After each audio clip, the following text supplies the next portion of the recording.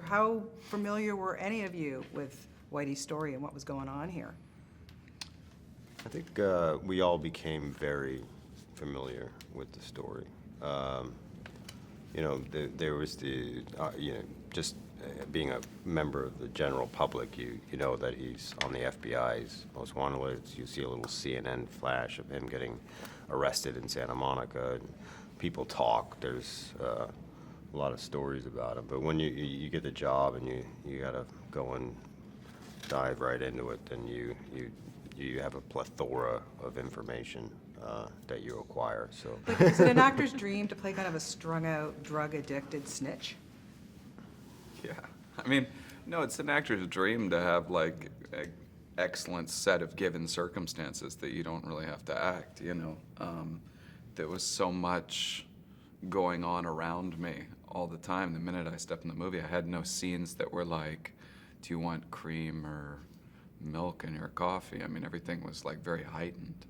So it was an excellent part because of that. It was really filled from the minute it started.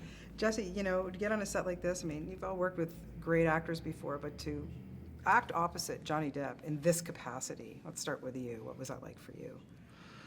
It was incredible, and luckily, from the very beginning, Scott didn't really allow you to to doubt too much, because he just has such an amazing positivity that he just breathes and instills into everyone. And so there obviously were some nerves at the beginning. I mean, it's a huge, wonderful opportunity, but that it sort of just became fun.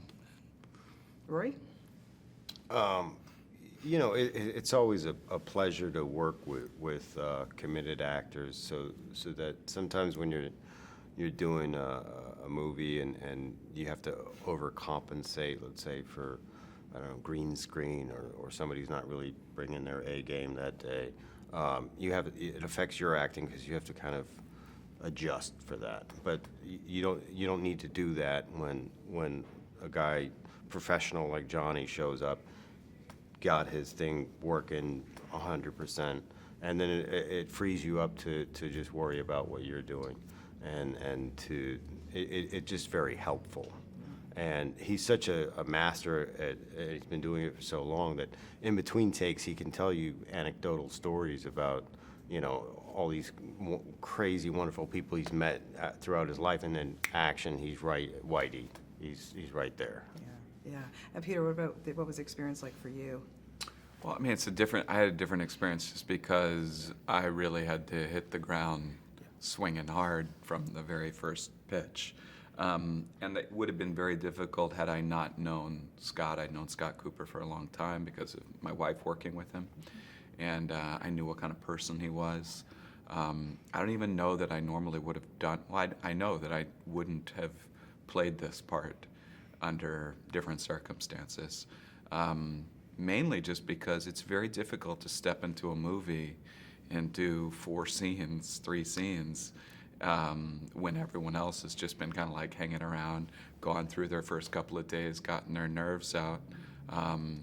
It's not just like the size of the role, it's just a not very enviable task a lot of the time to come in and do something like that. But I had a great time. I mean, I know that seems strange to say, but It was a great role. I mean, Yeah. very juicy. All three of you, like, oh my goodness. And is it ever daunting or more pressure sometimes when you have to play somebody who really lived?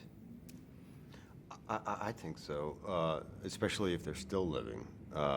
If you play Napoleon, he's not going to get Netflix and check you out and judge you. also people don't know what he sounded like. Right, and he's not going to be like, I didn't wear that shirt, or I didn't do that.